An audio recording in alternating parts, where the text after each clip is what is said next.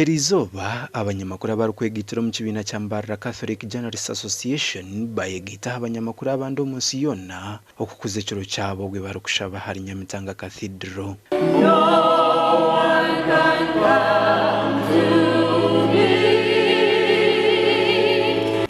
You need to feed people's intellects, people's minds with proper food. Amakuru kumukuronda, akumukuterekanisa, akumuhereza abantu bahurre, mbemukakaganize kurungi kandi bahereza amazi mabanise ibyo bishimire. Abanyamakuru bino bwabiki. Ubona ngo twatsima, twasima imirimo y'abanyamakuru. Bafite mu mashobire no handike bitari byo muno shambu bindi bishire birungi. Uko mazuma twayategeza ngo abanyamakuru bino mu gasho ebitwanya byona ebinji bifika cyane harigana mu rwomba nyamakuru.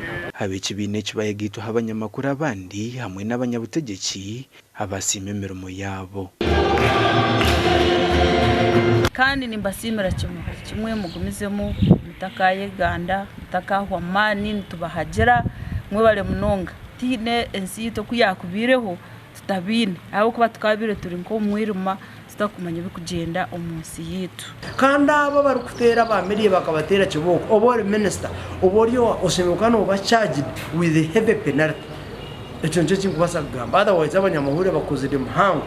Engineer John Tuyinumujuni or commission mu kitongore cy'amizo no bahangwa kandi wabaryo mjenyu mukuru yashaba abanyamakuru gukora kucyondozo butosha umumerimo yabe yibarukora kandi kinda bashaba no kugira ngo tukore research tutakafa kuzama mikutu tukashoza makuru agatayikira bogo muntu yagakurata bugatayikire nabasa gukora ebitayikire nawe.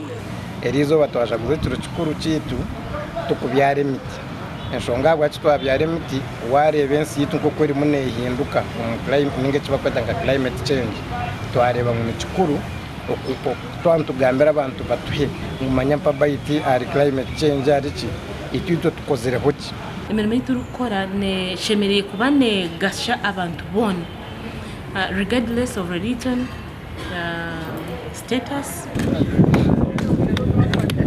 And Aidan Bataringaya